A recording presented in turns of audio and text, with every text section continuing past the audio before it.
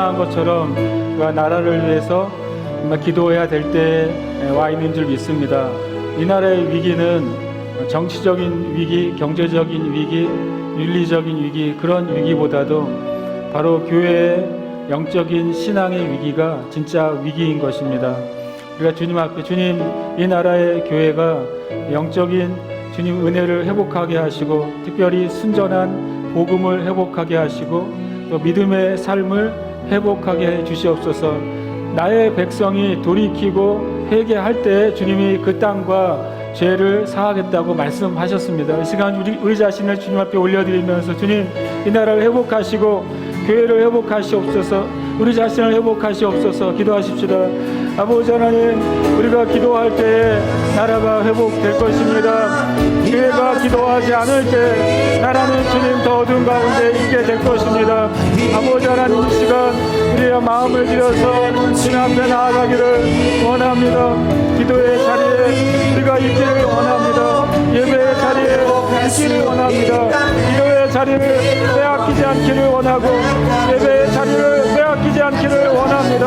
하나님, 교회와 모든 성도들이 예배의 자리, 기도의 자리를 지켜내게 해주시옵소서. 이 땅의 교회가 주님 앞에 참된 복음 안으로 돌아오게 하시고, 진실한 복음 안으로 돌아오게 하시고, 순전한 복음의 진리 안으로 돌아올 수 있도록 주님 역사하여 주시옵소서. 주님의 은혜가 하나님 교회를 다스려 주시옵소서. 거짓과 미혹과 음란과 음욕과 하나님 모든 아버지의 욕망들이 하나님 아버지 이 땅의 교회 가운데 사라지게 하시고, 하나님 떠나가게 하시고, 완전히 제거돼서 깨끗한 교회가 되게 하시고, 정결한 그리스도인이 되게 하셔서 교회와 정결한 그리스도를 통해서 이 나라를 회복해 주시고 온전케 하여 주시옵소서. 주님을 찬양합니다. 주님을 찬양합니다.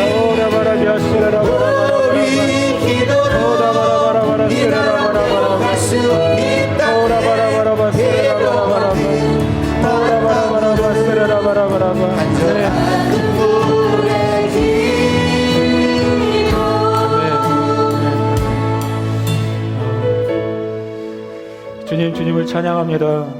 우리에게 기도할 수 있음을 인하여 감사합니다. 하나님, 온 세상과 또 이 세상에 많이 일어난 일들, 혼돈과 혼란의 일들이 일어날 때 주님, 우리가 기도할 수 있음을 인하여 감사합니다. 우리가 그 모든 일들을 우리의 힘과 우리 자신이 직접 그것을 바꿀 수는 없으나, 그러나 우리가 예배하며 기도할 수 있음을 인해 감사합니다.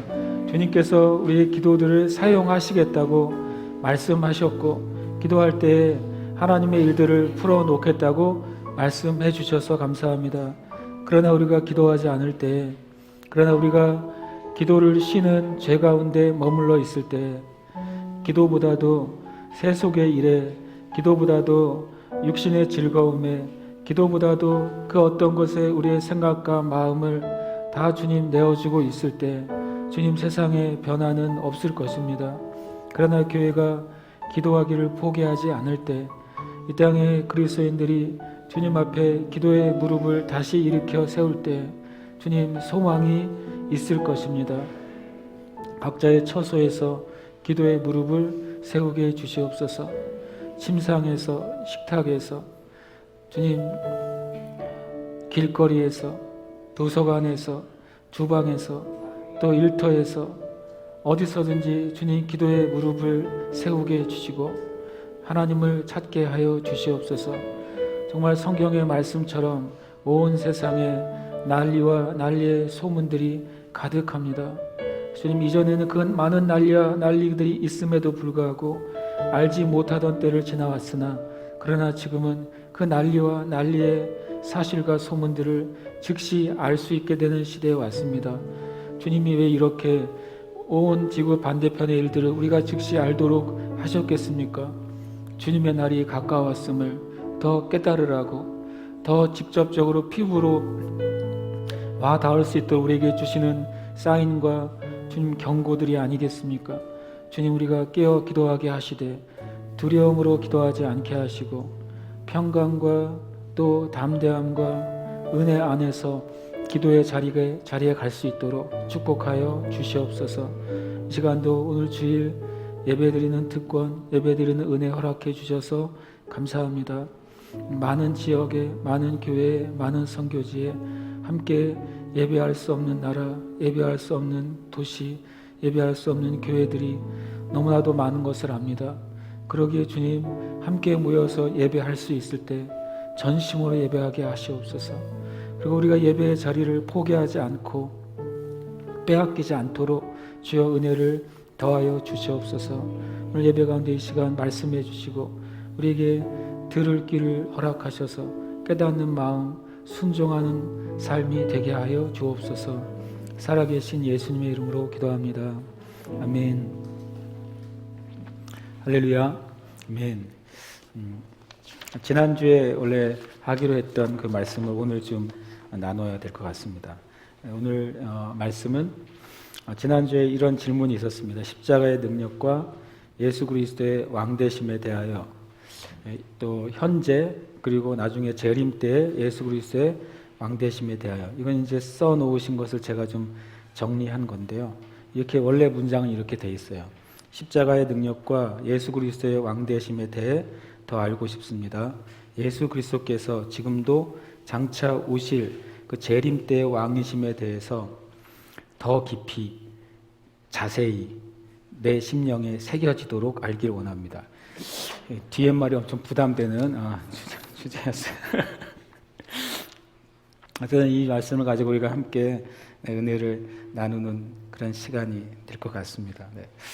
오늘 우리 좀 함께 예배드리는 분 우리가 환영하고 싶은데요. 우리 김영실 집사님 또 오랜만에 또 오셨습니다. 축복합니다. 이따가 같이 기도하겠지만 우리 이제 은혜가 이번 주 목요일이죠. 수능 시험을 봐서 같이 또 기도로 힘을 보태시려고 어머니가 내려 오셨습니다. 네. 그다음에 어제 우리 현우 형제 결혼식이 있었고 제가 이제 생애 최초며 마지막이 되길 바라는데 마스크 끼고 주례를 하는 상황이 벌어졌어요. 근데 이제 어저께 함께 결혼식이 있었고 또 오늘 예배 끝나고 잠시 이제 인사하러 좀 얼굴을 좀 볼 수 있을 것 같습니다. 그리고 그래서 이제 감사하다고 이제 오영당 권사님 그 결혼 감사 떡 오늘 또 맛있게 떡을 준비하셨습니다. 결혼식 축하하고 또 축복하는 의미로 박수하겠습니다. 조금 전에 나눈 것처럼 그 십자가의 능력과 예수 그리스도의 왕되심, 실은 이 주제는 참 제 표현을 하면 훌륭한 주제라고 생각해요. 왜냐하면 십자가의 능력하고 예수 그리스도의 왕되심은 아주 밀접하게 실은 연결이 돼 있는 주제죠. 그리고 실은 이 앞에 있는 것, 십자가가 없었다면 예수 그리스도의 왕되심도 존재하지 않을 것이죠. 그래서 두 가지는 원인과 결과이기도 하고 실은 그것을 통해 하나님이 하시는 일에 또 목적이 성취되는 것이기도 합니다. 그리고 또 이제 두 번째 질문처럼 예수님의 왕되심은 그 십자가의 순간에만 일어난 사건이 아니라 지금도 여전히 유효하고 그리고 그 마지막 때까지 여전히 유효한 그 놀라운 사건이라는 것 우리가 오늘 같이 나누는 시간이 되기를 바랍니다. 근데 지난주에도 나눈 것처럼 뭐 책 한 권의 분량의 내용이에요. 그래서 제가 온전히 감당할 수 있을지 모르겠어요. 다만 우리가 예수님 믿으면서 우리가 고백하는 이 고백들 안에 이 두 가지 단어가 있고 그리고 또 그 중에서 주님이 특별히 오늘 또 한 가지를 좀 한 면으로 풀어주시기를 원하신다고 제가 생각합니다. 성경에 보면 진리가 여러 면을 가지고 있다고 되어 있어요. 진리가 여러 면, 마치 다이아몬드가 하나의 다이아몬드이지만 아주 그 다이아몬드 하나에서 수백 수천 가지의 빛을 발하게 되죠. 그것처럼 하나님의 진리는 놀랍게도 시간이 지날수록 더 놀라운 그 진리의 빛을 우리에게 비춰주고 있습니다. 그 중에 오늘 이제 예수 그리스도의 십자가의 그 능력 그리고 또 예수님의 왕되심에 대한 하나의 빛을 하나 살펴보고 싶습니다. 요한계시록 17장 14절 말씀을 제가 이제 선택하게 됐어요. 우리 함께 이 말씀 함께 봉독하겠습니다. 그들이 어린 양과 더불어 싸우려니와 어린 양은 만주의 주시요 만왕의 왕이심으로 그들을 이기실 터이요 또 그와 함께 있는 자들 곧 부르심을 받고 택하심을 받은 진실한 자들도 이기리로다. 아멘. 먼저 제가 십자가의 능력은 이제 부활의 능력이라는 사실을 우리가 같은 의미라는 사실을 기억해야 됩니다. 네. 십자가는 우리의 그 죄를 제거하시는 사건이었죠. 속죄하시는 사건이었어요. 예수님이 우리의 죄를 지시고, 성경적으로 말하면 더 정확하게는 예수님이 죄가 되신 것이죠. 그래서 하나님이 예수님을 죽이신 게 아니라 죄가 되신 예수님을 죽이신 거예요. 예수님 안에 얹혀져 있는 죄를 제거하신 사건이 십자가의 사건이에요. 그래서 그것은 실은 십자가로 끝나면은 그것은 이제 그냥 죽고 끝나는 것이죠. 그렇지만 예수님께서 십자가로 끝나지 않으시고 부활하심으로써 죄를 극복하신 거예요. 실은 복음은 십자가만을 얘기하는 것은 복음의 결론이 아니에요. 복음의 결론은 십자가로 우리의 죄를 완전히 제거하시고 부활하심으로 사망의 권세를 완전히 이기고 승리하신 것까지. 그래서 그것이 우리에게 주어졌을 때 그것이 복음이 되는 것이죠. 그래서 십자가의 능력, 이것은 여러분과 저는 자연스럽게 십자가의 은혜는 부활의 은혜와 연결되어 있구나. 이것은 같은 한 짝이구나.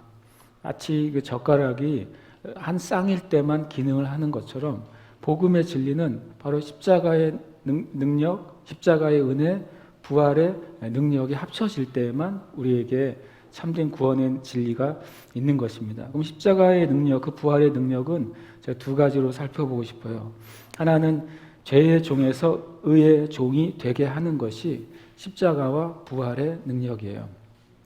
쉽게 말하면 예수 그리스도의 십자가와 부활의 은혜와 능력이 우리에게 주어지기 전에는 저와 여러분은 죄의 종이었어요. 그런데 이 십자가와 부활의 능력이 우리에게 주어진 다음에는 우리가 의의 종이 되었다고 성경은 말씀하고 있는 거죠. 이 죄의 종에서 의의 종이 되는 것은 로마서 6장에 굉장히 자세하게 잘 나와 있어요. 그 중에 한 절을 좀 보고 싶습니다. 우리가 알거니와 우리의 옛사람이 예수와 함께 십자가에 못 박힌 것은 죄의 몸이 죽어 다시는 우리가 죄에게 종노릇 하지 아니하려 합니다. 라고 되어 있습니다. 그래서 분명히 예수님께서 십자가에 못 박힌 그 목적은 우리의 옛사람이 예수님과 함께 십자가에 못 박히는 사건이라고 말씀하고 있어요. 그리고 그 다음에 예수님께서 십자가에 못 박혔을 때 우리도 못 박힌 다음에 일어나는 사건은 죄의 몸은 이제 죽고 죄에게 종노릇하는 것으로부터 벗어나게 하는 것, 그것이 바로 십자가의 능력이라고 말씀하고 있어요. 특별히 로마서 6장을 보시면 이런 참 말씀을 하고 있어요. 16절에 보면 너희 자신을 종으로 내주어 누구에게 순종하든지 그 순종을 받는 자의 종이 되는 줄을 너희가 알지 못하느냐. 성경에서 종에 대한 그 진리를 뭐라고 말하고 있냐면 내가 누군가에게 나의 자리를 내주게 되면 그 나의 자리는 선택과 의지를 말해요. 어떤 무엇인가에 나의 선택의 의지를 맡겨주는 순간 나는 그 대상의 종이 된다는 거예요. 내가 만약에 그 돈을 위해서 내가 살아가기 시작하면 나의 삶의 선택과 의지를 돈에게 넘겨주는 것이죠. 돈에 따라 인생을 사는 거예요. 돈에 따라 인생을 사는 게 뭘까? 뭔지 아세요? 그게 있고 없고에 따라서 행복하거나 불행하면 돈에 따라 사는 거예요. 행복은요, 굉장히 조건적이에요. 행복에 대해서는 사람마다 다릅니다. 어떤 사람은 물질의 조건에 따라 행복과 불행이 결정돼요. 어떤 사람은 나의 지위에 따라서 행복과 불행이 결정돼요. 심지어 어떤 사람은 다른 사람의 평판에 따라서 행복과 불행이 결정되기도 합니다. 여러분 한번 진실하게 마음속에 생각해 보세요. 무엇이 있을 때 행복하다고 생각하세요? 그리고 또 반대로 지금 여러분이 만약에 불행하다고 느끼는 면이 있다면 도대체 뭐가 없어서 불행하다고 느끼세요? 우리가 주님 앞에 진실하게 물어봐야 돼요. 내가 만약에 마음이 좀 편치 않아요. 그럼 왜 편치 않지? 라고 했을 때 그것이 있을 때는 편하고 없을 때는 편치 않다. 그것이 많을 때는 편하고 부족할 때는 편하지 않다. 그럼 그것이 나의 행복의 조건이에요. 성경은 그걸 뭐라고 말하냐면 그 나의 행복과 불행을 결정하는 그 요소가 실은 나의 주인이란 말이에요. 만약에 여러분 안에 제가 질문했을 때 나는 예수님을 느낄 수 없을 때 불행합니다. 나는 예수님을 느낄 때 나는 너무 행복합니다. 라고 답하셨다면 예수님이 여러분의 주인이에요. 그 답을 못하셨다면 예수님이 여러분의 주인 아닙니다. 많은 그리스도인들이 저와 같은 목회자들도 행복과 불행의 조건이 너무 가지가지인 거예요. 그런데 저는 어젯밤에 로마서 6장 16절을 묵상할 때 참 많이 회개했어요. 이 놀라운 법칙이 있구나. 너 자신을 누군가에게 내어주는 거예요. 내가 나의 의지, 나의 결정권을 누군가에게 내어주고 있으면 그것에 의해서 나의 행복과 불행이 좌지우지 되고 있으면 그게 내 주인이란 말이에요. 요즘 보면은 가끔 전 TV가 집에 없으니까 못 보는데 이제 공항에서 보잖아요. 공항에서 보면 제가 가만히 봤더니 요즘 세상에 진짜 많은 주인이 개더라고요. 개들을 기르고 개들을 어떻게 살피는지가 엄청 TV에 많이 나오대요. 가끔은 또 이제 고양이가 주인이기도 하고 인간의 행복을 좌지우지하는 그 요소가 너무나도 실제로 행복하지 않게 하는 요소인데 그것 때문에 우리가 행복하고 불행한 거예요. 그리스도인들도 잘못하면 예수님을 믿으면서도 불행해요. 그 말은 정직하게 예수님이 내 주인이 아니라는 소리예요. 예수님 때문에 내가 행복하거나 불행해야 돼요. 이것은 참 중요해요. 예수님께서 왜 십자가에서 죽으시고 부활로 사망의 권세, 어둠의 권세, 마귀의 모든 권세를 깨뜨리시면서 우리에게 그 십자가 부활의 은혜를 주셨느냐. 더 이상 죄의 종노릇하는 삶을 살지 말라고 그렇게 하셨다는 거예요. 그런데 우리가 만약에 여전히 오늘 아침에 어떤 사람은 컨디션이 안 좋으면 불행한 거죠. 아침에 일어났는데 몸이 아프면 불행한 거예요. 불편할 수는 있어요. 돈이 없으면 불편할 수 있다고 저는 생각해요. 명예가 없으면 불편할 수 있다고 생각해요. 다음 사람들에게 좋은 평판을 듣지 못하면 불편할 수 있다고 생각해요. 남들이 가진 걸 내가 가지지 못하면 불편할 수 있다고 생각해요. 그러나 그것이 그리스도인들에게 불행의 요소가 되면 안 돼요. 왜냐하면 우리에게 불행과 행복의 유일한 조건은 단 하나여야 되는데 내 안에 예수의 생명이 있느냐 없느냐 그거예요. 내 안에 예수의 생명이 충만한가 아니면 부족한가 그거예요. 내가 예수님을 생각할 때 내 마음이 평강과 많은 환경과 조건 가운데서도 이길 힘과 의지와 소망을 가지게 되느냐 그렇지 못하느냐가 우리에게 유일한 조건이 돼야 돼요. 그런 사람들을 성경은 그리스도인이라고 하는 거예요. 우리가 주님 앞에 오늘 이것을 정직하게 물으셔야 돼요. 정직하게 물을 때 우리에게 소망이 있어요. 문제를 직면할 때 우리가 답을 찾을 수 있잖아요. 문제를 살짝 피해가면 영원히 답이 없는 거예요. 문제는 눈에 보이지 않아서 문제가 해결된 것 같죠. 그러나 언젠가 그 문제가 따라와서 우리의 뒤통수를 치게 돼요. 주님 앞에 직면하는 것은 두렵기도 하고 굉장히 우리를 가슴을 아프게도 하고 부끄럽게도 하고 수치스럽게도 할 수 있지만, 그러나 그것을 직면할 때 주님이 만나 주시거든요. 그것이 그동안 겪었던 모든 불행한 삶, 불행한 감정, 불행한 상태를 완전히 전복시키는 은혜가 우리에게 있는 것입니다. 저 여러분이 오늘 이 주님께서 우리의 그 상태를 완전히 뒤집으시는 그 은혜가 있으시기를 축복합니다. 그리고 이어서 또 19절에 이렇게 표현하고 있습니다. 내가 말하노니 전에 너희가 너희 지체를 부정과 불법에 내주어 불법에 이른 것 같이 이제는 너희 지체를 의에게 종으로 내주어 거룩함에 이르라. 한국 표현은 부정과 불법에 내주어 불법에 이른다. 이게 좀 말이 계속 반복되는 것 같아요. 근데 원래 영어의 표현은 너의 지체를, 내 몸의 한 부분을, 실은 내 손이 범죄하는데 허용을 하고 나면 나중에 그 부정과 불법이 점점점 커져서 내 몸 전체가 불법이 된다는 거예요. 내 삶의 부분의 한 부분에 대해서 내가 죄에 대해서 타협했어요. 그래서 내준 것이죠. 그러고 나면 그 작은 타협이 점점점 내 인생의 모든 요소들을 다 완전히 불법으로 만들어 간다는 의미예요.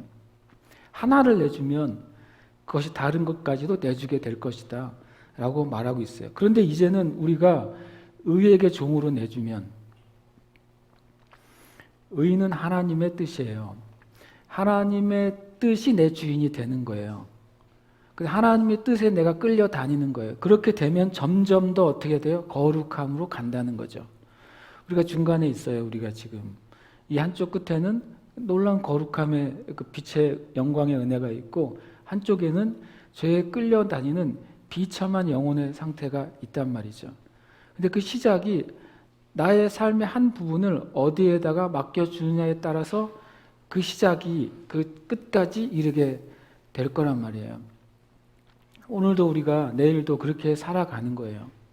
내 삶의 하루를, 내 삶의 일부를, 내 삶의 시간의 한 부분을, 내 말의 한마디를 어디인가 내주게 되거든요.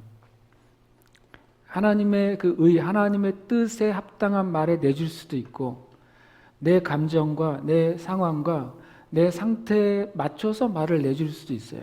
그러면 그날은 그것이 계속 그 경향으로 내 삶을 끌고 가게 돼요. 물론 우리는 언제든지 그것을 잘못된 방향으로 흘러가는 것을 스톱시키고 돌이킬 수 있는 은혜가 있죠.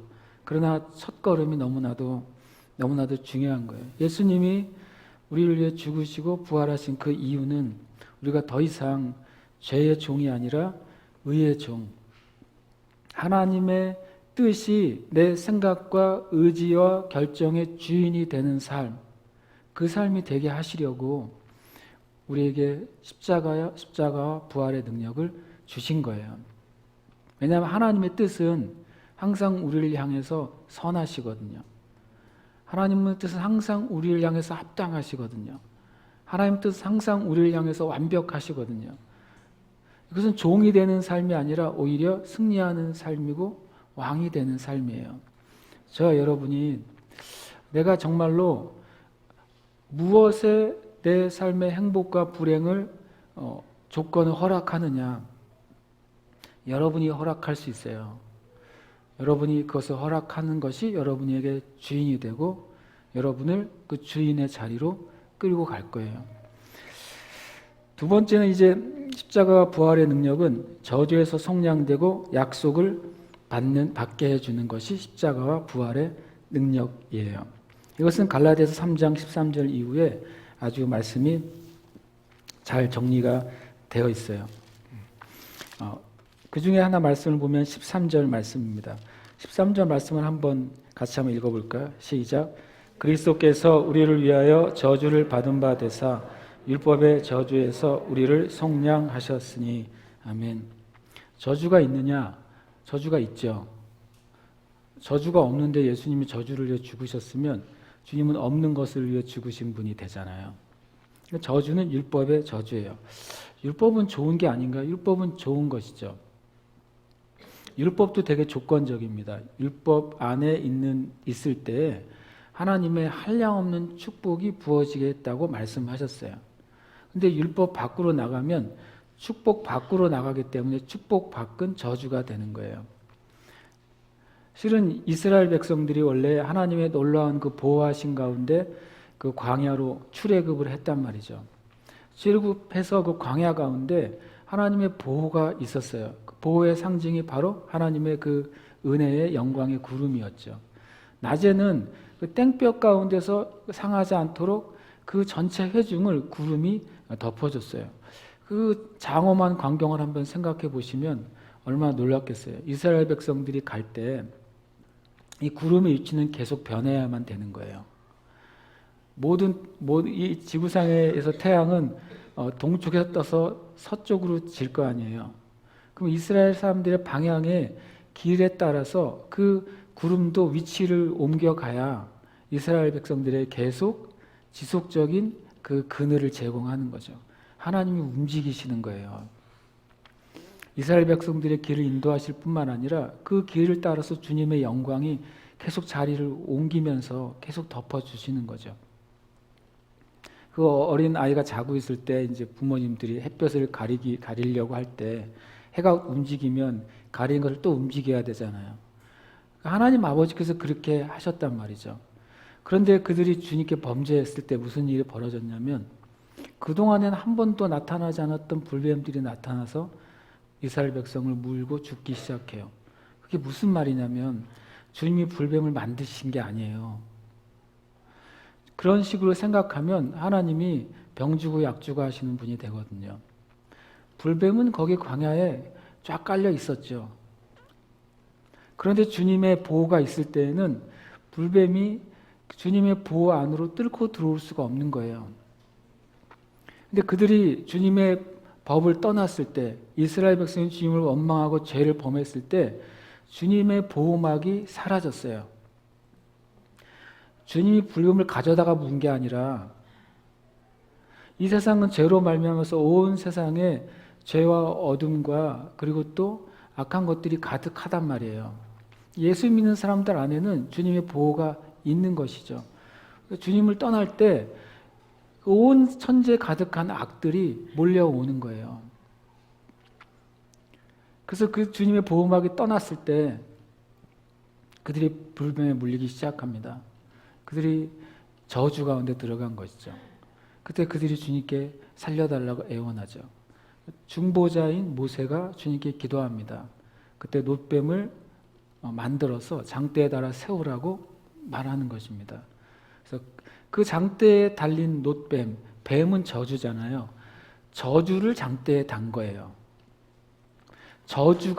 저주에 대한 사망을 선고하는 거예요. 그 이스라엘 백성들을 죽이고 있는 그 저주의 그 씨앗인 그 불뱀을 이제는 놋뱀으로 만들어서 그 저주를 장대 끝에 높이 달아서 저주가 이렇게 장대 끝에 매달렸다. 저주는 이제 끝났다라고 선포한 거예요. 그것을 보는 사람들은 살 것이다. 그걸 보는 사람은 다시 어디 안으로 들어가는 것입니까? 주님의 보호 안으로 들어가는 거예요. 끝까지 그것을 보지 않는 자는 계속 보호 바깥에 있는 거예요. 이 세상에 왜 악이 계속 끊임없이 존재하냐면 주님의 심판 때까지 마지막 최종적으로 악을 제거하시기 전까지 악은 존재합니다. 근데 그리스도인들 안에는 예수님의 보혈의 은혜가 있고 부활의 능력이 있기 때문에 그것을 붙잡는 자들 안에는 주님의 보호 가운데 있는 것이죠. 그러나 여전히 세상은 악한 거예요. 여전히 세상은 악인들이 많이 있고 구조적인 악, 국가적인 악, 사상적인 악, 윤리적인 악, 수많은 악들은 존재하는 거예요. 그러나 믿음 안에 있을 때 십자가와 보혈과 부활의 능력 안에 있을 때 우리는 보호받는 것이죠. 우리가 주님 안에 어떤 도전이 올 때 우리가 할 수 있는 기도는 뭐냐면 주님이 나를 보호하고 있다는 사실을 주장하는 거예요. 나는 예수 그리스도의 부활의 보호 아래 있습니다. 나는 예수님의 부활의 능력 안에 있습니다. 마귀야 너는 이 주님의 그 보호 안으로 들어오지 못해라고 말하는 것이죠. 그럼 마귀는 못 들어오게 돼 있어요. 왜냐하면 하나님의 영광 안에 마귀가 들어오면 그 마귀가 견딜 수 있겠어요? 하나님의 그 정말 나와바라 안에 딱 들어오면 그냥 죽는 거예요. 도망가지도 못하고 죽는 것이죠. 자, 여러분이 기도할 때 그것을 주장하시기를 축복합니다. 주님은 우리를 저주에서 속량하시려고 죽으시고 부활하셨어요. 그것이 십자가의 능력이고 바로 부활의 능력이에요. 그리고 그 말씀 이어서 14절에 이렇게 말씀하고 계십니다. 그리스도 예수 안에서 아브라함의 복이 이방인에게 미치게 하고 또 우리로 하여금 믿음으로 말미암아 성령의 약속을 받게 하려 함이라. 예수님께서 우리를 위해서 대신 저주를 받으시고 십자가에 못 박혀 죽으셨을 때 그때 저주가 사라졌을 뿐만 아니라 저주가 사라진 그 자리에 아브라함에게 주신 복, 구원의 복이죠. 아브라함에게 주신 복, 열방의 복되게 하는 복이죠. 그 하나님의 구원과 복의 복을 우리가 이어받게 된 것이죠. 마치 저주가 물러난 자리에 바로 하나님의 약속과 복이 밀려 들어오게 된 거예요. 그것이 바로 예수님께서 행하신 너무나도 중요한 사건이에요. 그리고 바로 성령의 약속은 바로 성령이 우리에게 임하실 때 주신 약속, 천국의 소망인 것입니다.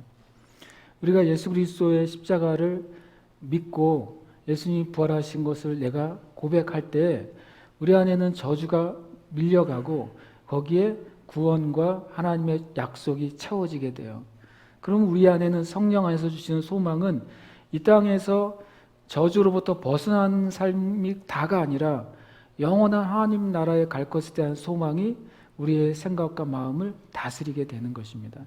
그렇게 될 때 우리가 완전히 하나님의 영역 안에 들어가게 되는 거예요. 이것이 십자가 부활의 정말 능력인 것이죠. 저 여러분이 십자가 부활의 능력이 이미 주어졌음을 믿습니다. 마귀는 할 수만 있다면 우리가 가지고 있는 십자가의 그 보혈의 은혜를 우리가 잊게 하고 싶은 거예요. 그것을 부정하게 하고 싶은 거예요. 부활의 능력이 우리에게 역사하지 않는다고 생각하게 하고 싶은 거예요. 그래서 우리의 보고 듣는 것을 통해서 끊임없이 우리의 생각을 공격하고 이 두 가지의 은혜, 죄사함과 사망이 우리 가운데서 정복되었다는 하나님의 은혜를 잊어버리게 하고 무효화시키려고 하죠. 그러나 주님의 은혜가 영원한 것처럼 저 여러분이 믿음을 주장할 때 그것은 우리 안에서 절대로 사라지지 않는 것입니다. 그 다음에 레짐 체인지라는 말을 제가 썼어요. 십자가와 예수 그리스도의 왕대심이 레짐 체인지, 이건 정권 교체예요. 정치 얘기하려고 하는 게 아닌데 제가 이것을 주님의 왕대심에 대해서 뭐라고 되어 있냐면 더 깊이 자세히 내 심령에 새겨지기를 이라고 해서 어떻게 하면 이게 새겨지나요? 신학적인 말을 해서는 도저히 새겨지지 않을 것 같다. 그래서 제가 신학 사전을 열심히 읽었고 이것저것 많이 찾아봤는데 너무 높은 수준의 말들이 많이 있었어요. 그래서 나도 내 마음에 새겨져야 되는데 그러다가 기도하는데 주님이 이 레짐 체인지라는 단어를 생각나게 하셨어요. 딱 보면 그렇게 썩 기분 좋은 단어가 아닐 수도 있거든요. 한글로 써놓으면 더 그래요. 정권 교체. 굉장히 재밌잖아요. 근데 제가 깨달았어요.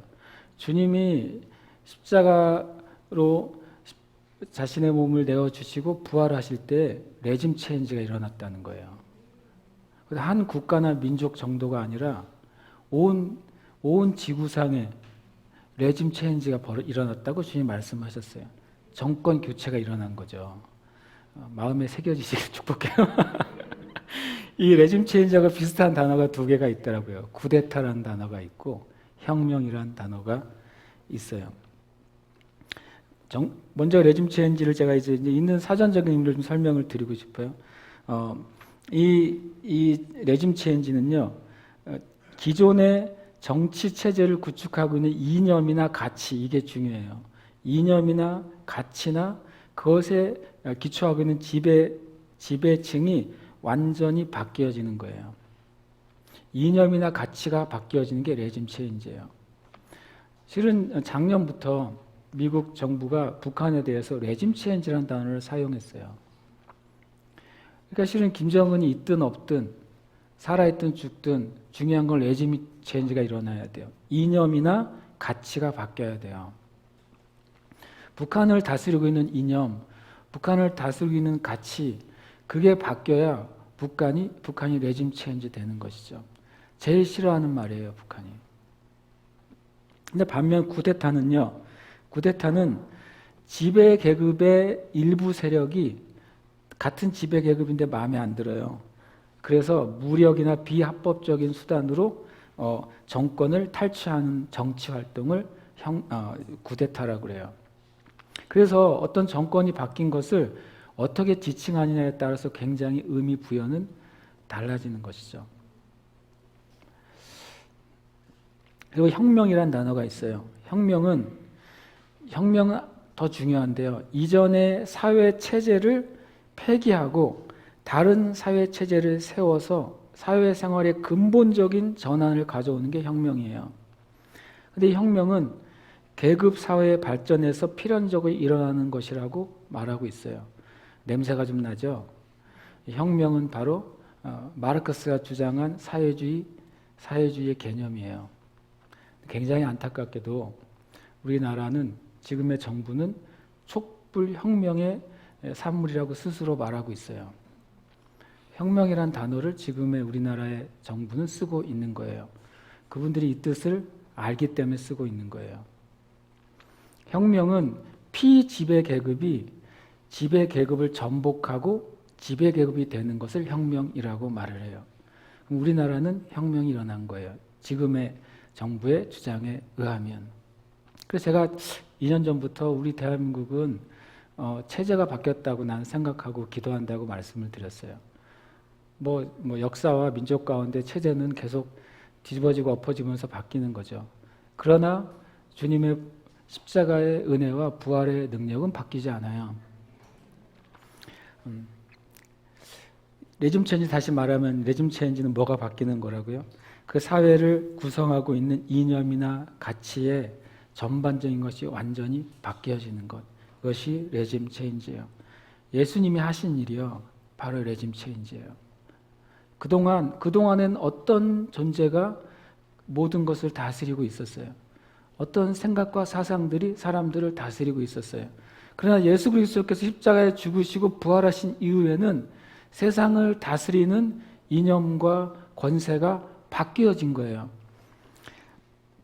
요한복음 12장 31절에 이렇게 말씀하셨어요. 예수님이 이렇게 말씀하셨어요. 이제 이 세상에 대한 심판이 이르렀으니 이 세상의 임금이 쫓겨나리라. 주님이 이제 예수님께서 십자가를 달리시기 전에 하신 말씀이에요. 이제 심판이 가까워졌다. 심판을 뭐라고 말씀하시냐면 레짐 체인지라고 말씀하신 거예요. 이 세상을 다스리던 임금이 이젠 쫓겨날 것이다. 새로운 임금, 새로운 왕이 서게 될 것이다. 그것이 주님이 말씀하신 거예요. 레짐 체인지가 맞죠. 그동안에는 사망과 율법이 이 온 세상을 다스리고 있었어요. 주님이 부활하시고 그 다음부터 주님이 하늘과 땅의 모든 권세를 가지게 되신 순간 이제는 세상의 권세의 기준이 바뀐 거예요. 바로 주님이 왕이 되셨고 사랑의 법이 율법을 대신하게 된 거예요.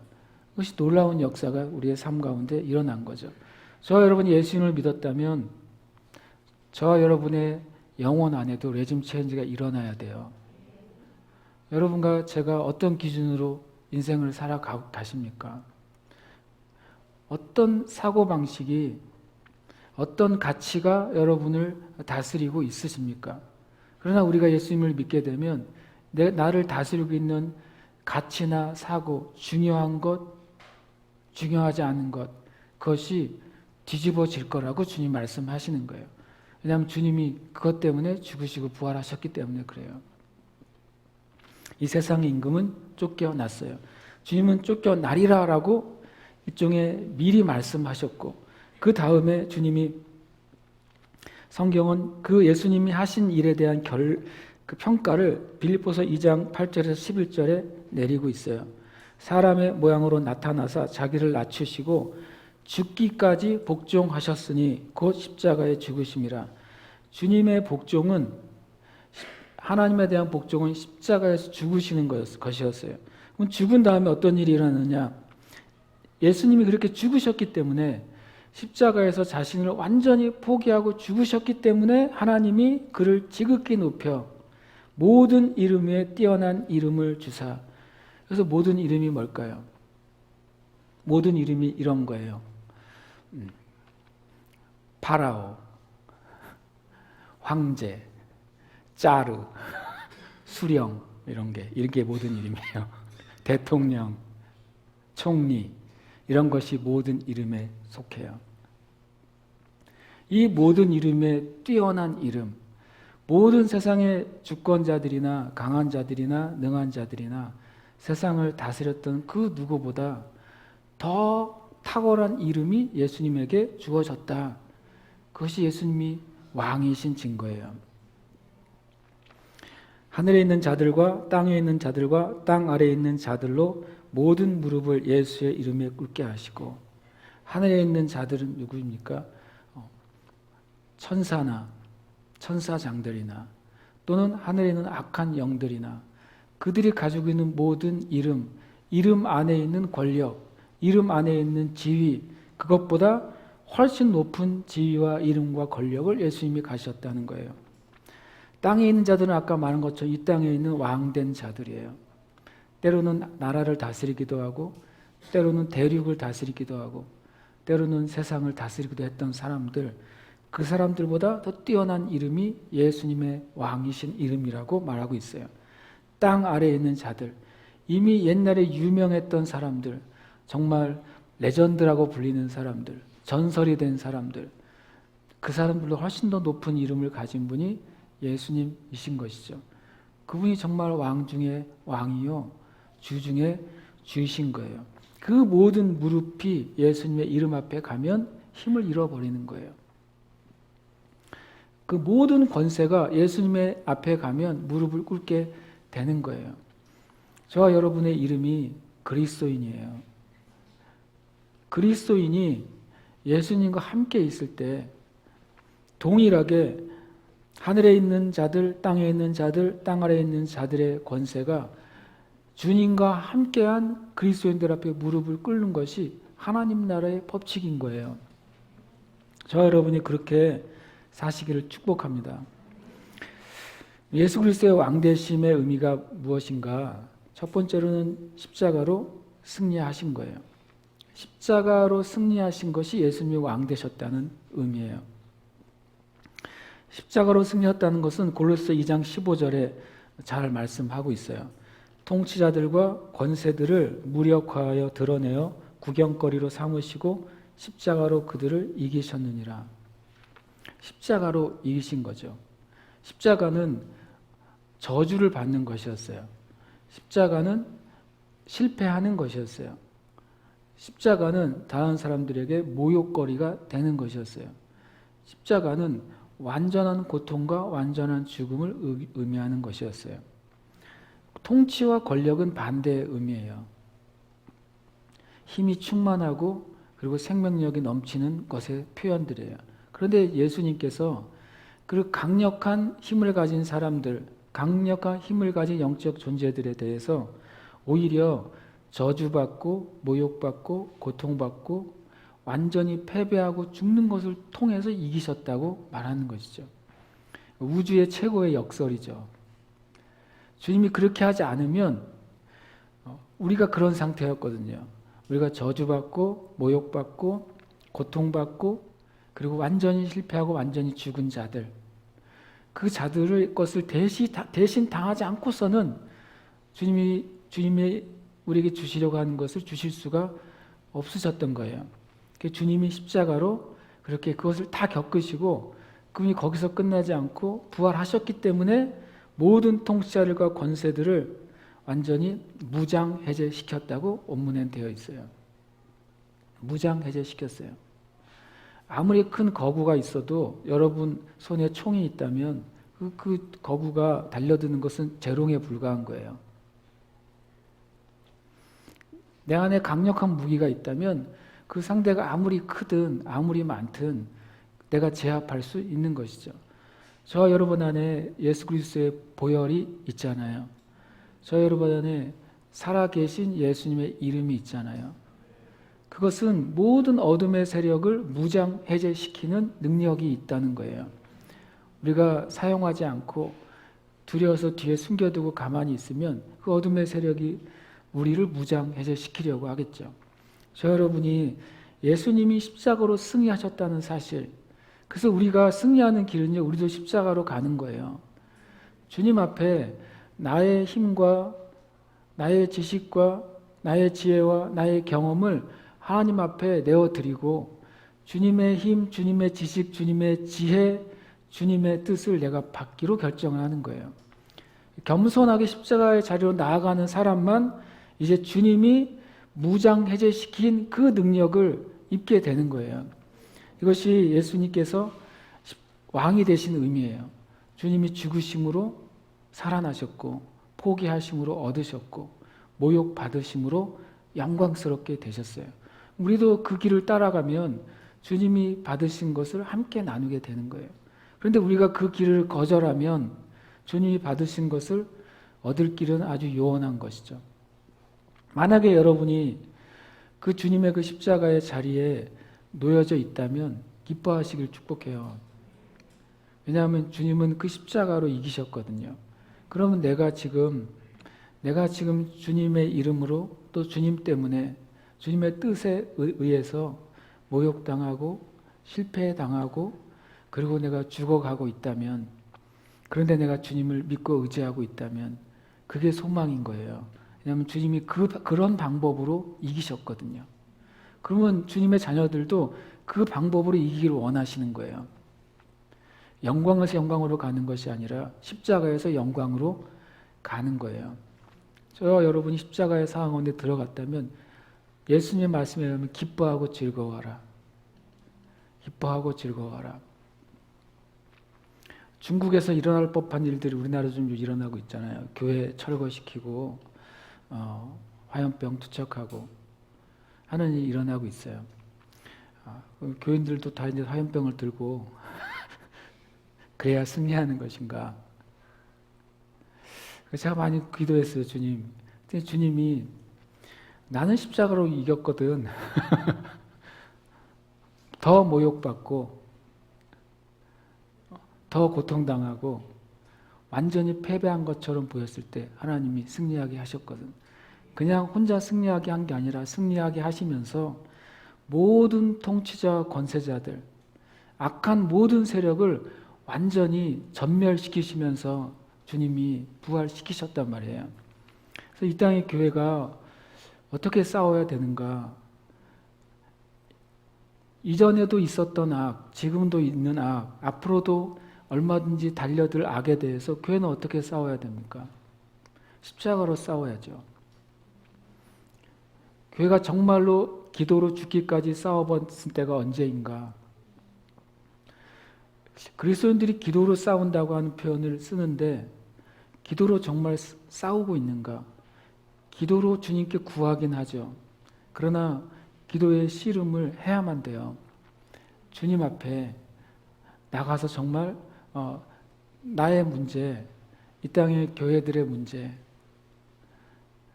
이 땅의 나라의 문제를 가지고 하나님 앞에 씨름하고 싸워야 돼요.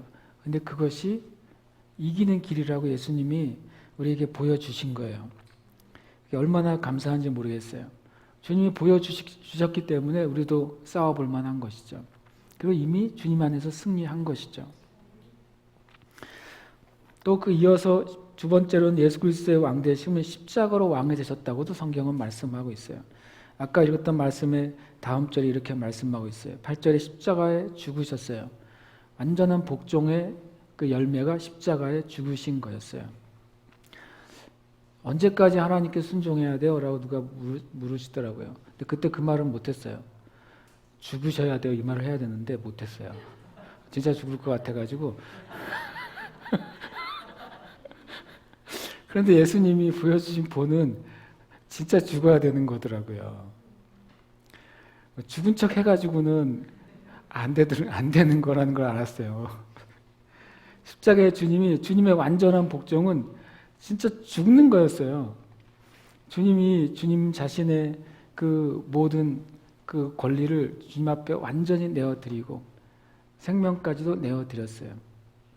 예수님 이렇게 말씀하셨거든요. 내가 내 생명을 얻을 권세도 있고 버릴 권세도 있다. 주님은 이미 주님 자신의 생명에 대해서도 권세를 가지고 계셨어요. 그런데 완전히 하나님께 내어주신 거죠. 내 뜻대로 마시고 아버지의 뜻대로 되기를 내가 진심으로 원한다고 주님이 말씀하시고, 그 아버지의 뜻이 죽기 직전까지 가는 게 아니라 죽으시는 것이었어요. 그래서 주님이 그 복종의 끝까지 가신 것이죠. 참 바라기는 저와 여러분이 주님 안에서 내가 진짜 죽었습니다라는 고백을 하게 되길 축복해요. 왜냐하면 죽은 다음에 주님이 어떤 일을 행하시냐면 모든 입으로 예수 그리스도를 주라 시인하여 하나님 아버지께 영광을 돌리게 하셨느니라. 예수님이 진짜 왕이 되셔가지고 하나님이 어떤 분인지가 증명이 되신 거예요. 하나님은 저와 여러분의 삶에서 이 일을 행하고 싶은 거죠. 하나님은 이 온 세상 가운데 사람들에게 너희들을 창조한 자가 나 하나님인 것을 알려지기를 바라시는 거예요. 너희들을 구원하는 자도 오직 하나님이라는 사실 알려지기를 바라시는 거예요. 어떤 방식으로요? 먼저 믿은 그리스도인들이 십자가 부활을 경험하면서 그것을 통해 하나님 앞에서 영광스럽게 될 때 그것을 통해 하나님이 유일한 창조자이시고 유일한 구원자라는 사실을 증명하기를 원하시는 거예요. 그런 면에서 여러분의 삶 가운데서 잘 돼야 돼요. 자녀가 잘 되면 부모 세대는 그냥 기분이 좋아지는 거예요. 떡고물이 안 떨어져도 기분이 좋아지는 게 부모 세대잖아요. 하나님 아버지는 이 땅에 있는 그리스도인들이 십자가 부활을 통과해서 영광스럽게 됐을 때 정말 영광을 받으세요. 그러라고 우리에게 그 은혜를 주셨다는 거예요. 요한계시록 17장 14절을 다시 돌아가겠습니다. 처음 읽었던 말씀이죠. 그들이 어린 양과 더불어 싸우려니와. 그들이 누굴까? 계시록 17장에 보면 마지막에 싸움이 있는데 계시록 17장 12절에 이렇게 말씀하고 있어요. 네가 보던 뿔은 왕이니 아직 나라를 얻지 못하였으나 다만 짐승과 더불어 임금처럼 한동안 권세를 받으리라. 마지막 때 일어날 그런 세력들을 말하고 있어요.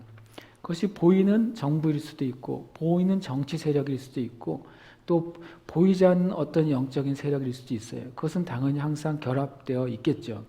그것이 주님의 나라를 대적하는 것이죠. 교회를 대적하고 핍박하게 될 거예요. 이 땅의 사람들이 예수님을 믿지 못하도록 막고 그리고 그것을 예수님과 이 땅의 사람 사이를 단절시키려고 할 거예요. 13절에 보면 그들이 한 뜻을 가지고 열 왕이 다 생긴 게 다르고 각 나라가 다르고 다 표면적으로는 다 이름이 다르지만 뜻이 하나라는 거예요. 마귀가 다스리는 정치계, 마귀가 다스리는 문화계, 마귀가 다스리는 예술계 다 모양은 다르지만 뜻이 하나예요. 뜻은 바로 하나님을 대적하는 것. 뜻은 바로 이 땅의 사람들이 예수님을 믿고 구원받지 못하게 하려는 것. 이 땅의 교회가 하나님의 영광을 입고 부흥되지 못하게 하려는 것. 그것이 한 뜻이죠.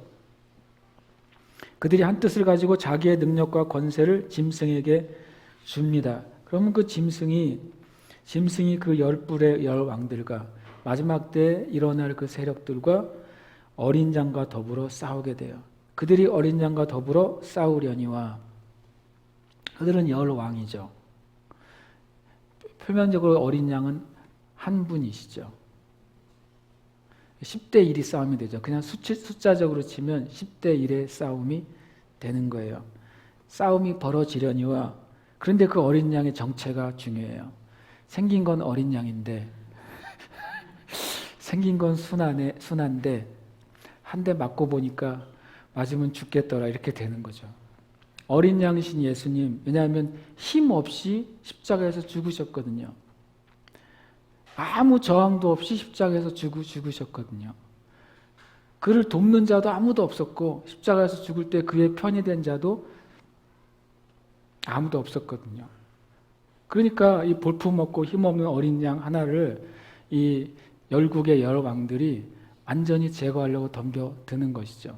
그런데 이렇게 말해요. 어린 양의 정체가 중요해요. 어린 양은 만주의 주시요 만왕의 왕이신 거예요. 우리가 조심해야 될 게 있어요. 보이는 대로 판단하면 안 돼요. 보이는 대로 판단했다가 큰 코를 다치는 거예요. 마귀는 주님에 대해서 그렇게 판단했어요. 그러나 그분이 만주의 주이시고 만왕의 왕이 되신 것을 간과했어요. 언제요? 십자가와 부활을 통해 그분이 만주의 주가 되셨고 만왕의 왕이 되셨어요. 그래서 만주의 주시고 만왕의 왕이시기 때문에 그들을 이기실 거예요. 정말 감사한 것은 또 그와 함께 있는 자들, 곧 부르심을 받고 택하심을 받은 진실한 자들. 이 말이 참 너무나 은혜로워요. 부르심을 받았어요. 주님이 우리를 주님의 자녀로 불렀단 말이에요. 그리고 우리를 택하셨어요. 그래서 진실한 자들은 뭐냐면 주님의 부르심과 택하심을 받아들이고 그것을 끝까지 사수하는 자들이 진실한 자들인 거예요. 주님을 향한 믿음을 끝까지 지켜내고 그것을 포기하지 않고 부인하지 않는 자들, 그들이 진실한 자들이에요. 그 진실한 자들은 그 열왕의 타겟이에요. 그렇지만 그 진실한 자들이 왕 중의 왕이고 만주의 주이신 어린 양 옆에 살짝 붙어 있는 한 함께 있다라고 돼 있어요. 함께 있다. 함께 있다고 하는 표현은 믿는다라는 말의 의미 안에 들어가 있어요. 믿는다고 한다는 것은 함께 있다, 또 붙어 있다, 또는 의지하다, 신뢰한다라는 의미에 가지는 헬라어예요. 그러니까 함께 있다고 하는 것은 바로 예수님을 진실하게 믿는 자들을 의미하죠. 그들도 이길 것이다 라고 말씀하세요.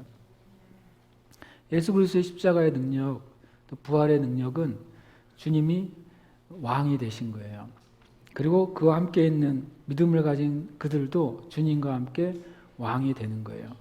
그래서 로마서와 계시록은 믿는 자들은 예수님과 함께 왕 노릇할 것이다 라고 말씀하고 있는 것이죠. 예수 그리스도의 제자란 무엇이냐? 십자가를 지고 예수 그리스도를 따르는 자라고 성경은 말하고 있어요. 근데 아까 말했습니다. 십자가와 부활은 뭐예요? 능력인 거예요. 십자가 부활은 권세인 거예요. 십자가 부활은 예수님이 승리하게 하시고 왕되게 하시는 원천이었던 거예요. 그러면 주님이 너희들 십자가를 지고 나를 따라 그러면 나의 제자가 되는 거야. 그 말은 예수님 믿으려면 고생 좀 해야 될걸? 예수님 믿으려면 포기하는 게 좀 있어야 될걸? 예수님 믿으려면 손해 좀 봐야 돼. 그 의미겠습니까? 제가 오늘 말씀을 묵상하면서 깨닫게 됐어요. 주님이 십자가를 지고 나를 따르라. 이 말은 어떤 면에서는 나와 함께 왕의 길을 가자고, 나와 함께 승리의 길을 가자고 초청하시는 것이지, 우리로 말미암아 쪼그러들게 하고 작게 만들고 부끄럽게 만들려고 하고 불리하게 만들려고 하는 초청이 절대로 아닌 겁니다. 왜냐하면 주님이 십자가로 승리하셨고 십자가로 왕이 되셨고 십자가로 다스리시고 계시기 때문에 그렇습니다. 아멘이십니까? 우리 함께 이 시간 기도하겠습니다. 참 저는 주님께 요즘 엄청 감사합니다.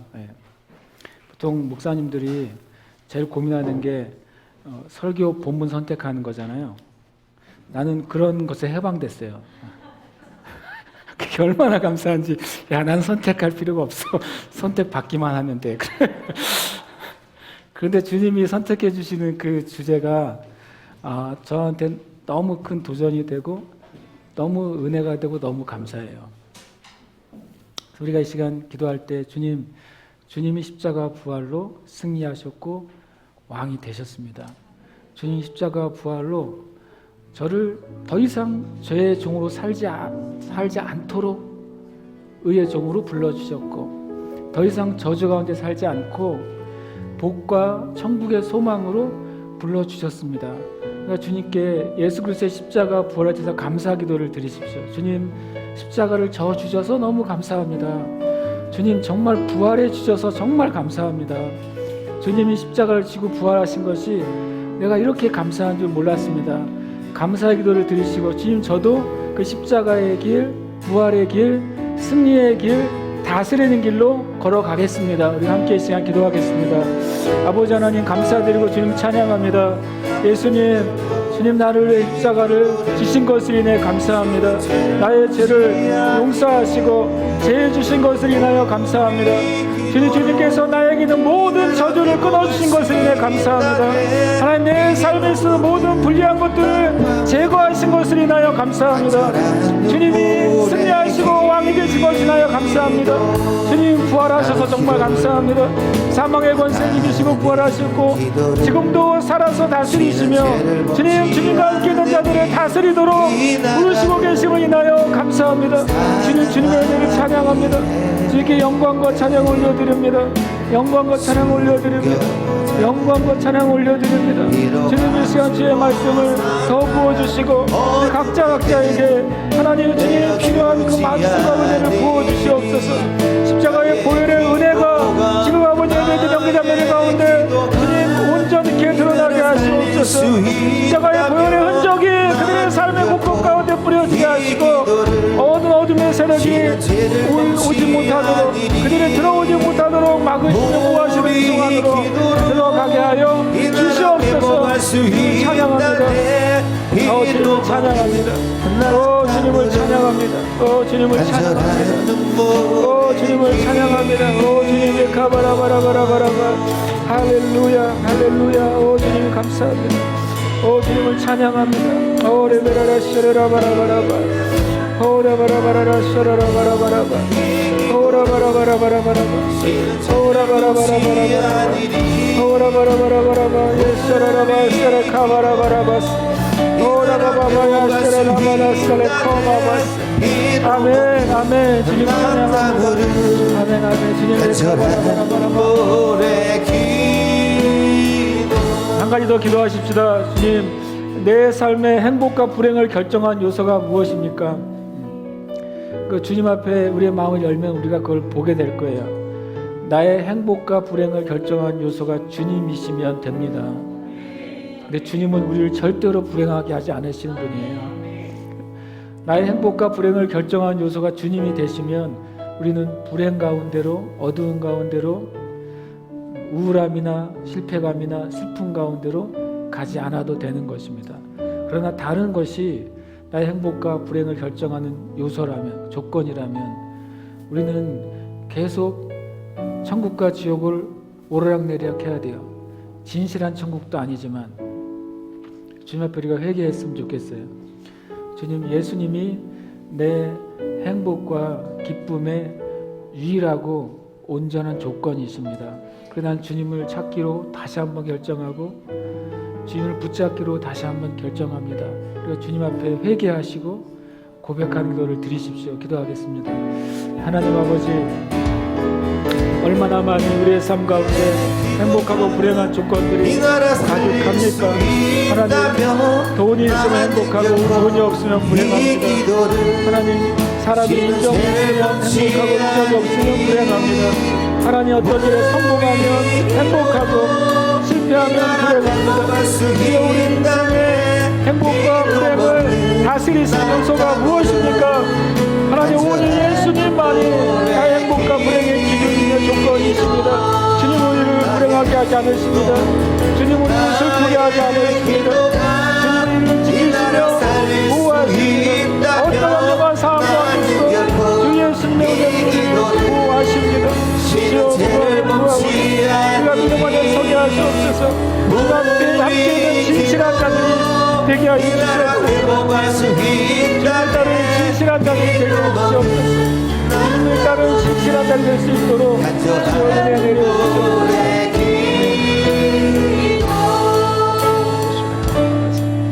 아멘. 그들이 어린 양과 더불어 싸우려니와 어린 양은 만주의 주시오 만왕의 왕이심으로 그들을 이기실 터이요 또한 그와 함께 있는 자들 곧 부르심을 받고 택하심을 받은 진실한 자들 바로 우리도 이길 것입니다. 그리고 예수님이 이기셨으므로 우리도 이겼습니다. 하나님, 이 시간 온 교회와 성도들 함께 예배와 기도하는 그 자매들 가운데 주님의 승리와 주님의 왕되심을 선포합니다. 우리는 승리한 자요 주님과 함께 다스리는 자로 있습니다. 그것을 믿음으로 다시 한번 고백하고 취합니다. 주여, 은혜 위에 은혜를 더하시고 온 교회와 성도들 함께 예배하는 모든 형제 자매들이 그 은혜 위에서 내려오지 않게 하여 주시옵소서. 우리에게 말씀해 주셔서 감사드리고 주님을 찬양합니다. 이 시간 또 감사함으로 드리는 예물 위에 복되게 하시고 드리는 그 마음과 손길과 삶 가운데 하나님의 약속하신 복을 마음껏 부어 주시옵소서. 그리고 부족한 것이 없는 삶으로 이끄시며 나누는 삶으로 또 베푸는 삶으로 하나님 나라를 위해 심는 삶으로 살게 하여 주시옵소서. 또 주님, 육적으로 연약한 지체들, 또 질병과 또 아픔과 씨름하고 있는 지체들 가운데 치유의 은총을 풀어 놓아 주시옵소서. 주 예수님으로부터 치유한 능력이 흘러나와서 주님과 함께인 자들을 고치셨다고 성경은 말씀하십니다. 이 시간 주 예수님의 이름 안에서 치유의 권능이 흘러나와서 이곳에 있는 모든 형제 자매들, 함께 예배하고 기도하는 모든 형제 자매들 가운데 치유의 기름 부음이 흘러갈 것을 선포합니다. 감사드리며 살아계신 예수님 이름으로 기도합니다. 아멘.